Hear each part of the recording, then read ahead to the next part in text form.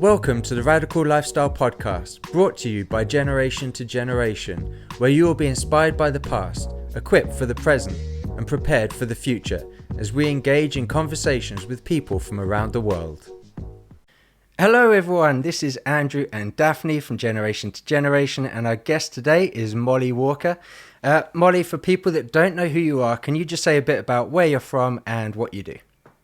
Absolutely. So I am from Collierville, Tennessee, right outside of Memphis, and just honored to be with you guys today. Thank you so much for having me. I am a personal banker at a local community bank.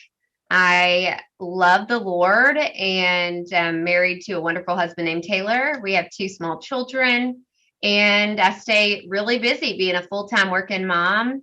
And we go to a local church here called Harvest Church. And I also am co-founder of Tennessee Fertility Advocates, and just really, again, excited to be with y'all today. Now, we're going to jump into an interesting subject, one we've never covered before. And we know a few people that have gone through these struggles. And so there may be people that hear this, they want to reach out to you, get support. Where could they do that? Absolutely. So you can find me on social media, but you can also find me at www.fertilityadvocates.com. All of our information's there. Okay, we'll put that in the description so if people listening, they can go straight to the box, hit the link, and find out more about you and what you're doing. Perfect. So for us, this isn't something that we have experienced. So I am going to be the person asking all the questions that many, many people out there might be asking. Okay, so I'm going to start off by saying, why is infertility such a big deal? Oh, such a great start of a question. Infertility is classified as a disease by the American Medical Association, and it affects 1 in 6 couples, and it is so common. Unfortunately, many of those, like myself, for a long time, who struggle with infertility, we suffer in silence. It's something that, God created our bodies to, be able to reproduce. And when it doesn't work the way that we think it should, we end up being ashamed and embarrassed. And so many don't speak on this. And that's one of the reasons I've chosen, or God has just honestly orchestrated every step to give me these opportunities to, just like I am today, of just bringing awareness to this disease that affects so many people. And on that note of the disease, it's not just a female only issue. A lot of people think that this is something that only affects females. Well, 1/3 is female factor, 1/3 is male factor, and 1/3 is unexplained or both. So it is just very, very common. So would you mind talking a bit about your own journey for you discovering this was an issue with you, and what it was like to have to handle that?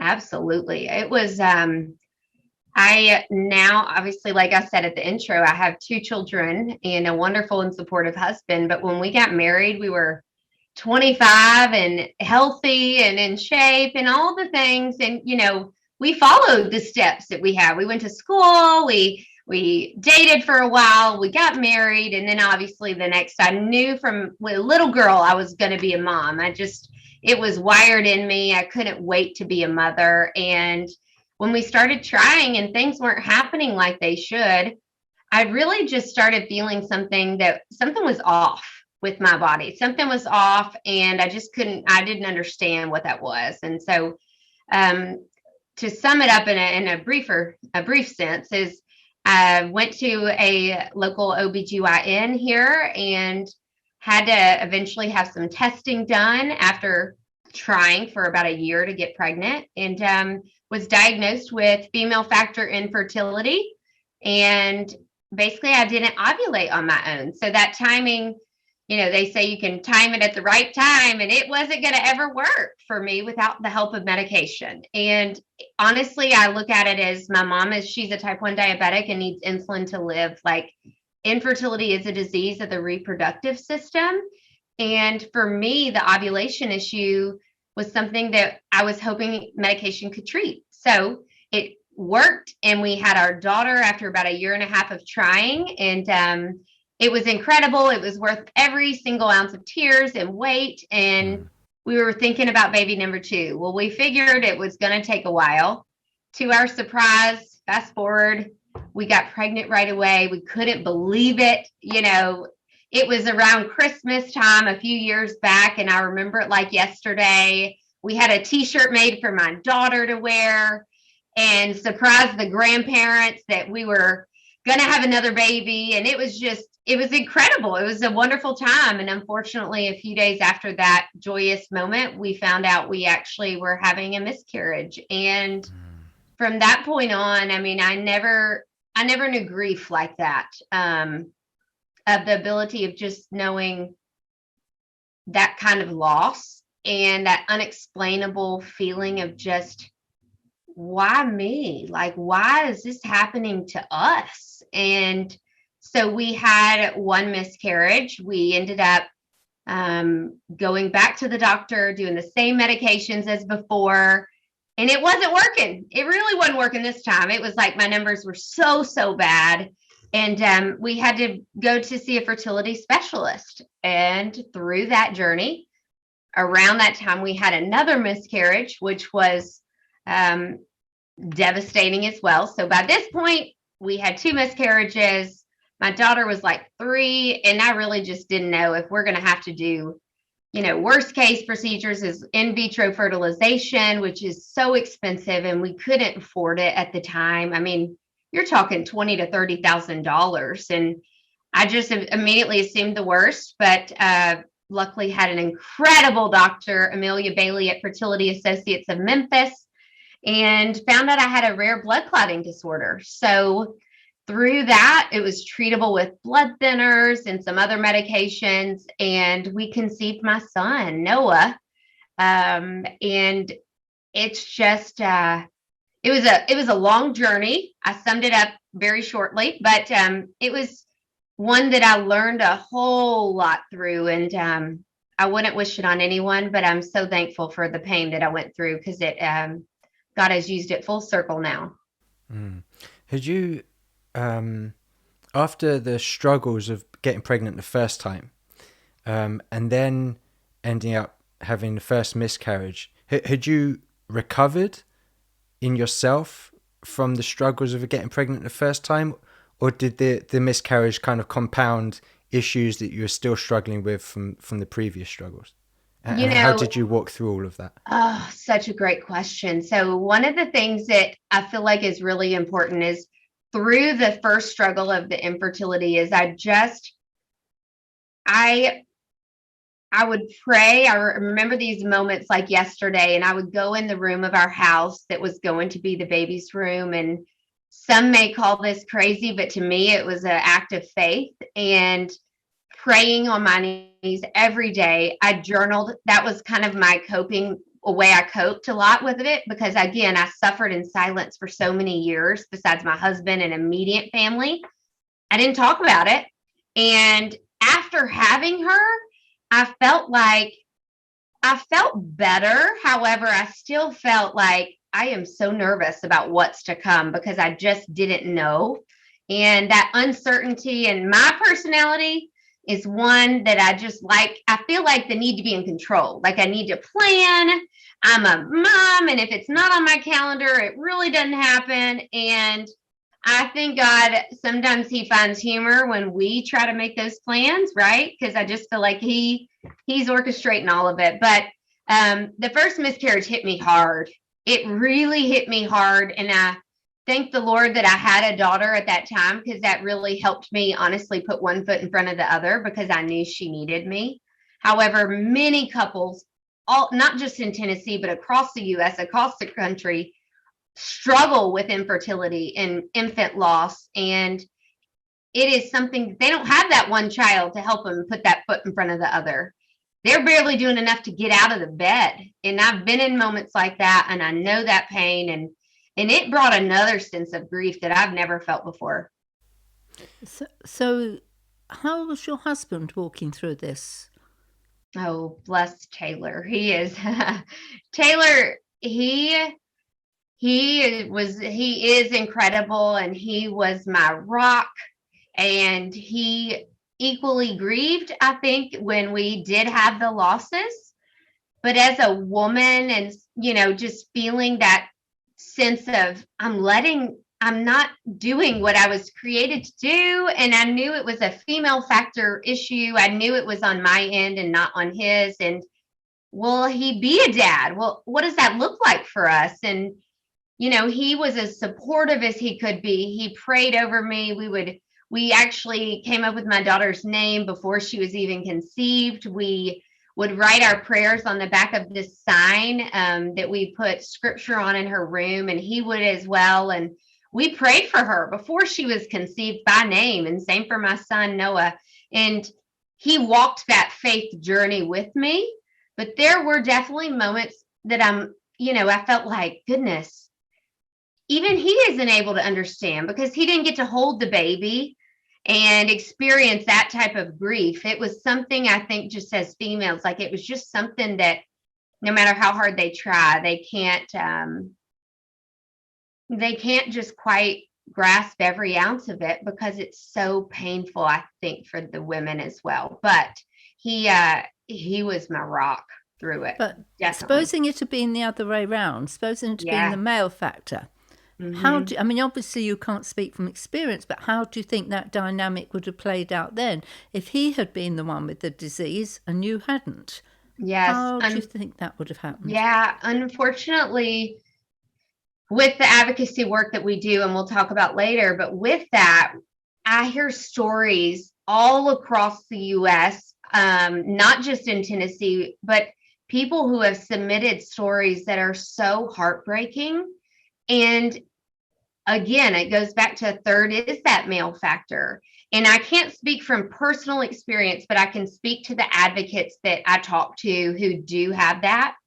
And I feel like it is from what I hear, is that the males experience grief when it comes to being male factor related that is really difficult, and sometimes requires like therapy. It sometimes requires finding some source of outlet for those feelings. I'm a huge advocate for therapy, and I feel like mental health is so important.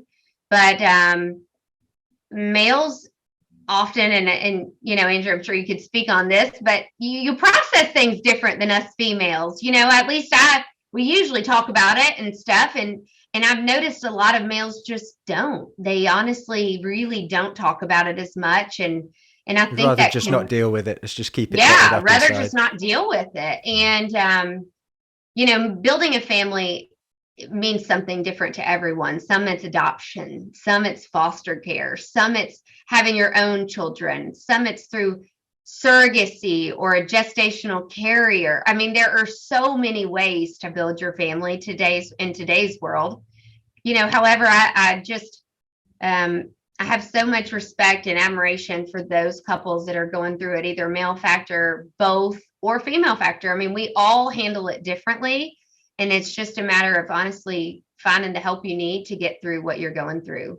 But luckily, 97% of those that struggle with infertility can be treated with medication or minimally invasive procedures. So sometimes males just need minimally invasive procedures to help, and only a small percentage actually need that assisted reproductive technology.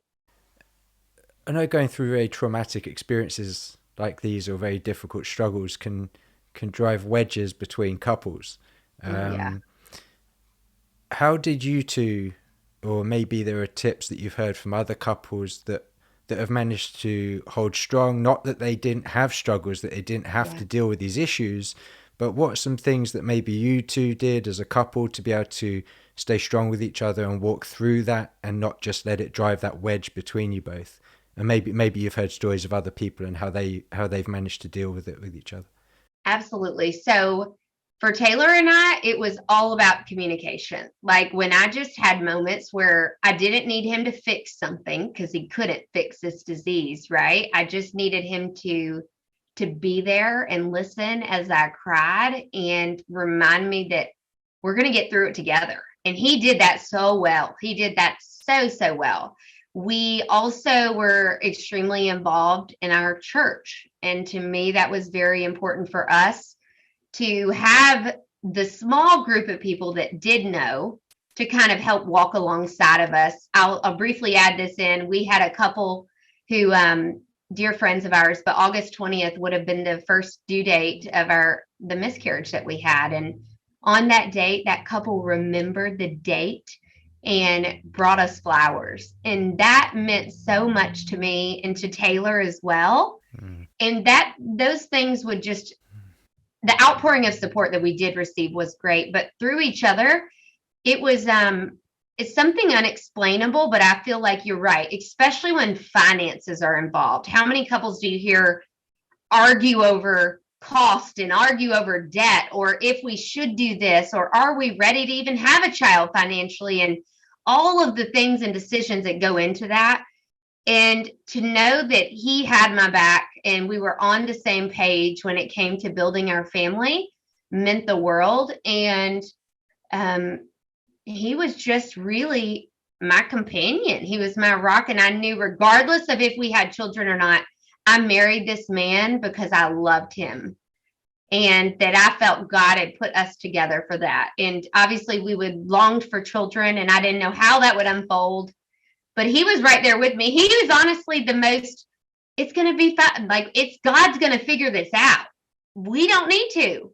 So a lot of that reminders helped us a lot. But from other couples that I've heard is some go to counseling together to try to talk through some of these really tough struggles and tough conversations and making sure that you're equally on the same page when it comes to treatment. So whatever that looks like, that you and your spouse are in alignment. And for us, that was by prayer. And we knew that timing was right to proceed to the fertility doctor. But some people don't have that ability, or some they choose not to because of cost. And so it's a matter of just being on the same page instead of fighting about it.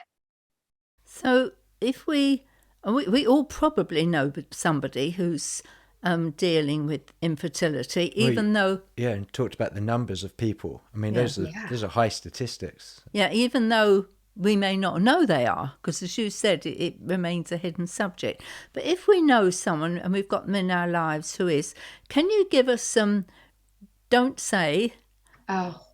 things not to say, and they're maybe the well-meaning people that think they're saying the right thing. Yeah. You know, and then give us some things to say or do.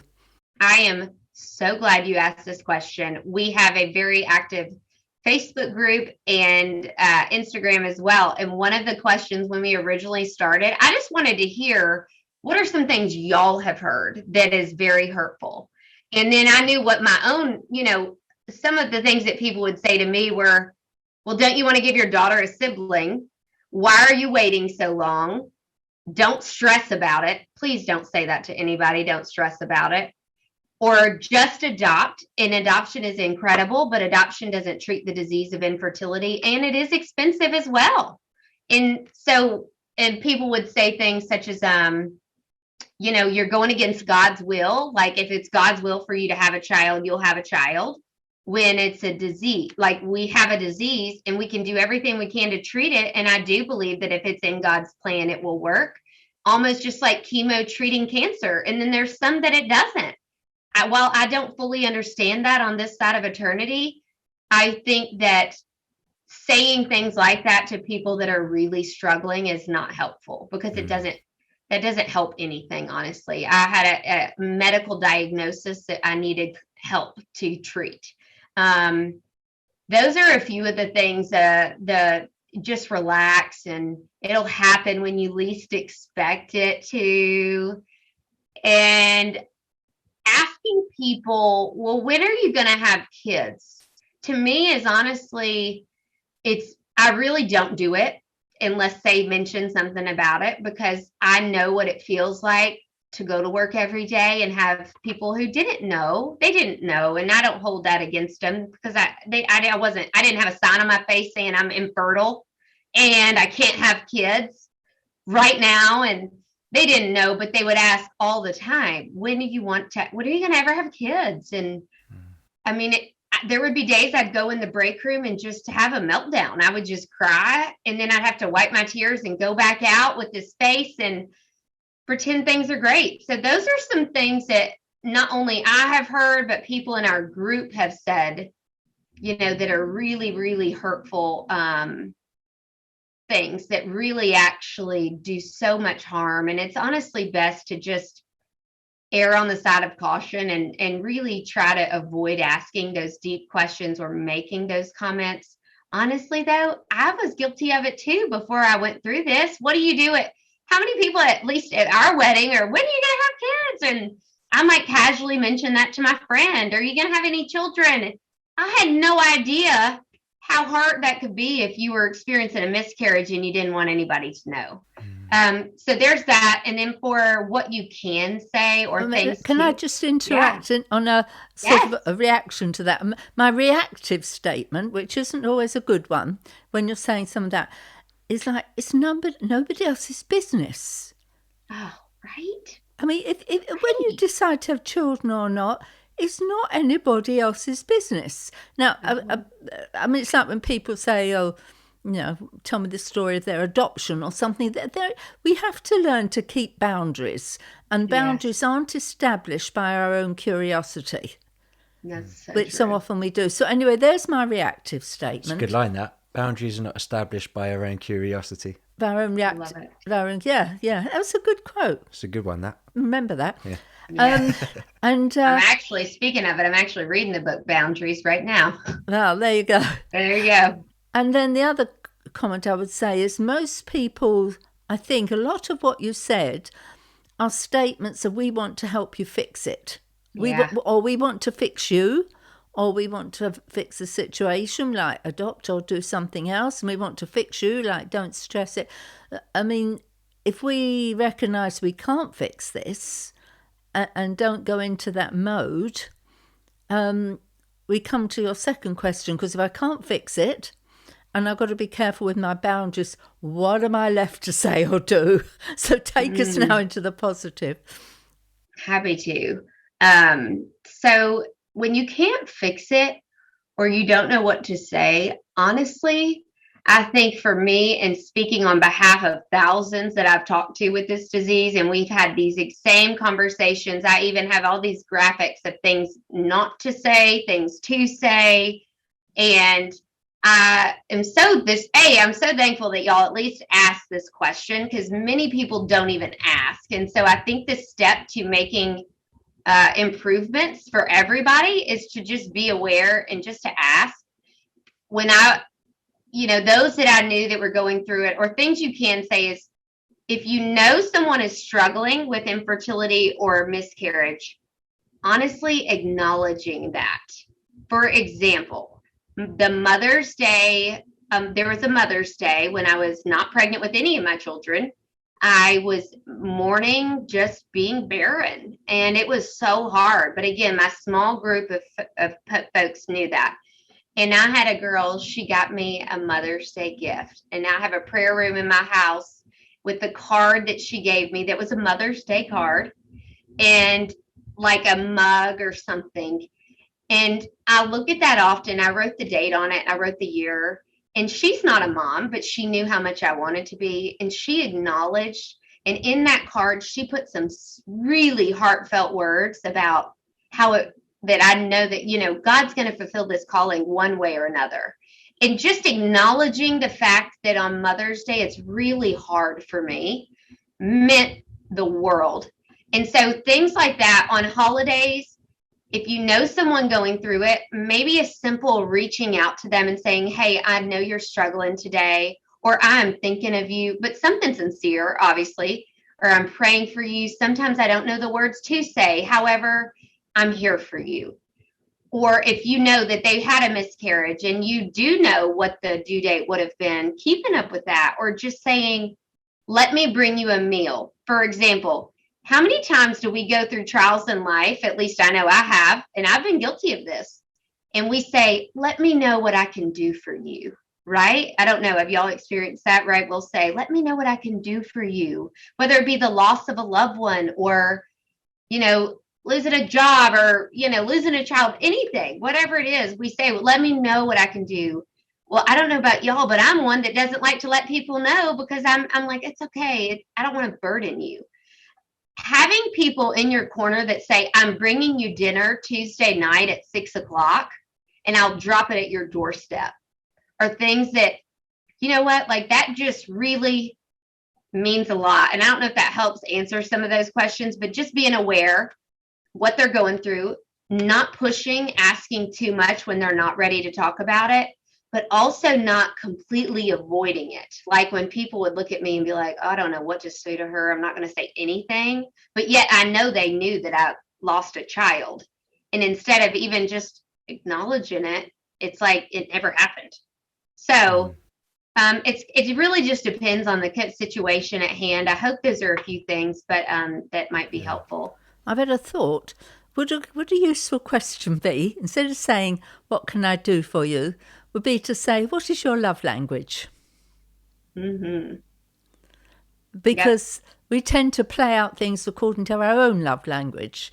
And just the simple question saying, can you just tell me what your love language is? And then you have immediately what you can do that will make that person feel loved. So I just had that. Might be a useful question. Yeah. And a lot of things like, I'm holding up a postcard, but that has a saying on it and it says, we're in this together. And it's actually going to a friend of mine and this isn't something about me. It's just something I love to do. I love handwritten cards, and it's going to a friend of mine that's going through a tough time with some emotional stuff going on. It has nothing to do with infertility, but how nice is it some days just to get a handwritten letter in the mail? I don't know. I feel like we're in a generation. I'm a millennial. I use my phone all the time. I feel this need of urgency to respond and all these things, but I love handwritten letters. And man, it means the world when I get them, and I love sending them. Going old school. I know, right? Wow. I mean, I buy stamps. I sure do. I buy a lot of them. Thank you for sharing that, your personal story. Taking it then forward a bit, how did you go from going through your own personal situation, taking care of you, your family, your husband, etc., to then moving into advocacy work to stand for other people? Was it that you got into it yourself and saw there was just no support, the costs, it's prohibitive? What was the spark that lit that fire, that took it from a personal thing to a state thing and even a national thing? Yeah. Okay. So when I was pregnant with my son Noah, prior to that, okay, I had the 2 miscarriages. I was going to the fertility doctor. At this point in our careers, we were younger. We didn't have a lot of just extra income hanging around. And again, I'm a planner, and I think worst case scenarios sometimes. And I'm reached out to my employer, and a different employer, but I was reached out and I'm like, do we offer coverage for infertility? Is that offered? Because they offer coverage for adoption, which is great. But infertility, again, is a disease. And the answer was no, we don't offer any coverage except diagnosis. And so I said, I was a part of this one small little support group and on the internet, and a few people had posted a little bit about talking to your employer. So I started getting this like bug of speaking up at my employer. And then my fertility doctor, she had asked me if I wanted to do this article in this magazine, a local magazine. And the title of it was Suffering in Silence. And after that came out, the outpouring of, oh my, some really people are really going through this. And this is not something I'm alone in. And I started becoming more vocal about the miscarriages on social media. And before I know it, I felt this sense of weight was lifted off my shoulders because I wasn't hiding this secret. And it was no need to be embarrassed. I had nothing to be embarrassed for. I mean, when someone's diagnosed with diabetes, like, it's not an embarrassing thing. It's a disease that needs to be treated. And I'm not trying to compare this to diabetes or cancer, but it's nothing to hide. And I just felt a sense of that vulnerability really helped me cope with all the trauma I went through. So I talked to my employer and was an advocate there. And then fast forward to COVID, time of COVID, okay, 2020. And I ended up changing jobs to a different, smaller community bank, which I love. I changed jobs, and a friend of mine, her name is Lauren Brown. She locally lives here. We heard about a state that passed legislation for infertility coverage as a mandate in their state, and said, well, we don't have that in Tennessee. 19 states do. Tennessee does not. Well, why don't we start something, and we'll call it Tennessee Fertility Advocates. And we threw together a GoDaddy website domain. We had a local friend make a logo and started a Facebook group. And now it's been a few months, and we have over 7,000 members in Tennessee and outside of Tennessee who join in. But like you said, I didn't have a huge support community, and that was something that Lauren and I both want to be able to give back. And we do Warrior Wednesday calls every Wednesday night. Anybody can join. You don't have to be in Tennessee. You could be wherever, and our info is online as well. But we have the support calls that we do weekly. We advocate and help advocates talk to their employers, because honestly, you got to really figure out a great way to craft your story to make it compelling. You just can't call and say, well, why don't we offer coverage? How dare you not offer it to me? There is a strategy in place. We got connected with an organization, a national organization called Fertility Within Reach, and they have been instrumental in helping us navigate a lot of this territory that we didn't know about. And so we help advocates talk to employers. We have the support community, and then we're obviously working on currently state legislation and for the state of Tennessee as well. But it doesn't stop there. We have bigger dreams, and God's just opening one door after another. And we'll see what happens. Wow, that is amazing. Just taking one step forward. You said you didn't have a support network. And when people are going through things, one of the things that really does help them is to have other people walking through it with them. Yeah. And if there is this tendency to walk in silence, you actually do rob yourself of that. Yes. Why do you think it's a shame-based thing? Because like you say, if I have diabetes, I'm not ashamed. Why would this be a shame-based issue? So I think when people think of infertility or fertility, it is honestly one of those things that it is a pretty intimate, that is obviously an intimate, conversation. And those are things that are less discussed, I guess. And as a society and as generations, I feel like it's honestly something that maybe older generations didn't experience, like the younger generations, and how fast and how much, unfortunately, this disease is like skyrocketing. We're seeing employers add coverage because of the increase in infertility cases, and doctors and clinics locally here are maxed out because of so many people actually being diagnosed with it.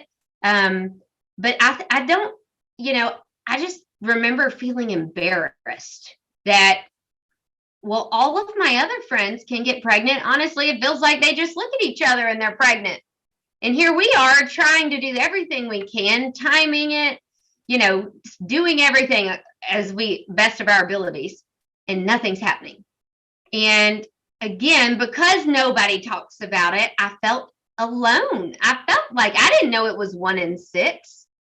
I do now, and sure do talk about it every chance I get, because I know how much mentally I suffered from depression, and I had postpartum issues after having children, and that's not talked about. And all of the things that come along with it, trying to conceive, and the trauma each month when you have a negative pregnancy test. And it is an emotional roller coaster.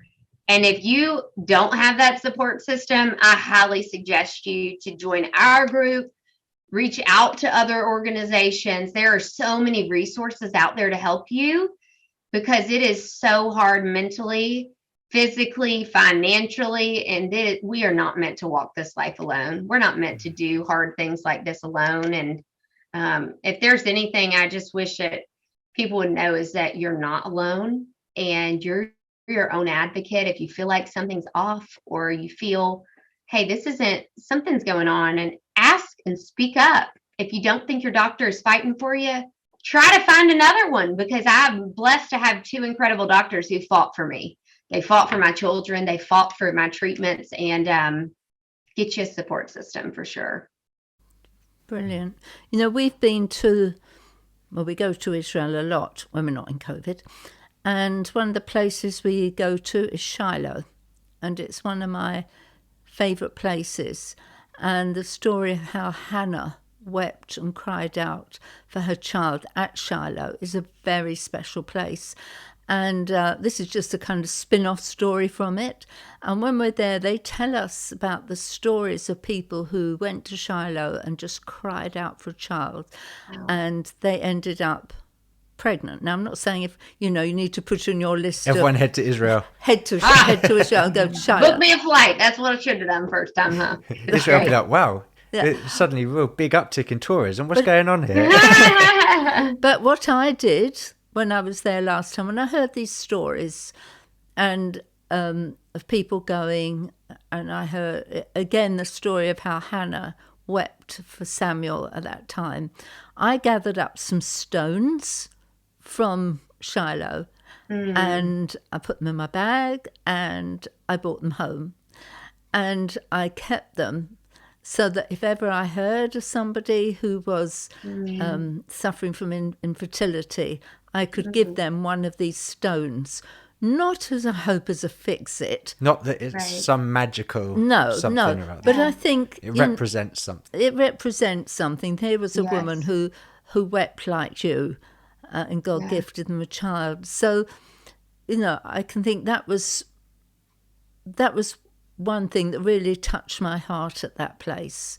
And I expect for other people, there are things we can keep our eyes open and hearts open for, that in creative ways we can connect with people. And I'd love to add on that. That is so amazing. I had someone, they gave me a little mustard seed, and it was in this little box, but you can get them on jewelry, and you can get on that about the faith of the mustard seed and the size of a mustard seed. And there's also things they have miscarriage box. If you want to do something like that and someone has been through it, a miscarriage box, you could put some things together honestly and send that out. But you could also order one that is delivered specifically for that person. And those little things, I think, like what you just said, wow, like how incredible would it be to be the one that's struggling and actually get that? Because will we all have the chance to go there? No, but it's the thought and the feeling behind that would, oh my goodness, I love that. Love that. Well, I'll bring you, when I come to Memphis, I'll bring you one of those stones, and you can pass it on to somebody else who might. I would love that so much. It. And another thing that I did, not in relation to infertility, I did it for something else, but it would be an idea. They have these little clay bottles, and they're only 2 or 3 inches big. And I gave that to somebody and said, he gathers all your tears in one of these, and sort of an acknowledgement of the pain. And so symbolic things like that acknowledge where people are at. Shows that you've thought about them in a strange and foreign land. Even you've thought about them, and you just want to say, I care. I don't understand. But I care, and I understand tears, and I understand sorrow, and I understand loss, and I understand suffering in different ways, but they're all connected, and like you said, we're in this together. I think it certainly opened my eyes really to think more. Well, you're right. And when there would be some days that I always think, I have, now we're in this face mask, everything's about your face mask. So I have numerous ones that are just say, be kind. And how often we have no idea. Infertility, loss, grief. I mean, my mom was in the hospital for days with COVID, and it was extremely serious with her diabetes. Praise God, she's alive today. But those were some of the hardest weeks of my life because I wasn't getting updated. I didn't know. And I mean, some days you just need somebody to say, hey, I'm checking in on you, or how can I pray for you? Is that always a great one? Or just letting you know, like you said, like I care. I can't relate, but I am here and I care. And man, I wish there was sometimes that I would have heard that a little bit more during my journey. And I try to make sure that people know, hey, I know your procedure's coming up, or I'm here, or I'm checking in, or something of that sort. I love that. You were going to put the links for these for your website, and I'll find the Facebook group. I'll put that in the description. So for people who, you want to get plugged into this community, people that maybe you're going through the struggles, you want to get connected into a group of people that can relate to what you're going through in ways that maybe other people can't relate to it. So I encourage people to do that. For people listening that say, I like what you're doing on the advocacy side of things. I'm not in Tennessee. I'm in some other state that also doesn't provide or country or country. Maybe there's a system which is similar that they can do something like in England. There are ways that we could do stuff like this. But for people interested in that side of things, have you got some tips or thoughts for them in how they could go about doing that? We can all choose to complain about how things are, right? We can say that, I don't have coverage and it's a bummer, but I'm just going to sit here and complain about my disease and how unfortunate it is, or we can do. And God has fully called Lauren and I to do. And if you feel like if you live in a state or a country and there is no law or legislation in place, it starts with just someone with a vision and a lot of prayer and a lot of time. And it is hard work. It is so hard, especially hearing some of the stories that come in about infant loss or stillborns or all kind. I mean, I have heard people selling their homes for treatment, people going in their 401ks and doing everything they can, and it still doesn't work, or an adoption falling through. And, I could go on and on about those. But if you have a vision, or if you feel like, hey, I really want to know more, I cannot recommend organizations like Fertility Within Reach that kind of you can look at some of their services and help guide you through that process. Also trying to connect with local fertility clinics and seeing if they have any resources. But just because it hasn't been done doesn't mean that it won't change. And at your employer, it's important to speak up. It's important to talk to the right person. We have numerous tips, videos that we've done on a lot of these things, specifically, whether it's employers or state mandates. It just starts with a vision, and it starts with the willingness to set aside your time and your energy and your resources and realize, you know what, I'm going to make a difference. And I don't know what that looks like, but I can tell y'all from experience that God has just been so faithful of orchestrating each step. And last thing I'll say on that is, as a 33-year-old and a millennial and someone that they, that generation and that how, we can be labeled. I feel like we are the next generation coming up, and it is up to us what happens for our children, right? Like I want this to be done. I don't want my kids, if they have infertility, and I pray every day they don't, but if they do, financially, we've had it figured out. The state's passed the mandate. Employers have already added coverage. This is something that will be like 20 years from now. You remember that time when it wasn't covered? But because people stepped forward, and that's what you can do. If you're listening and struggling, you can make a difference. You can give your pain a purpose. And it's just honestly about using your resources and making the most of what you have going forward.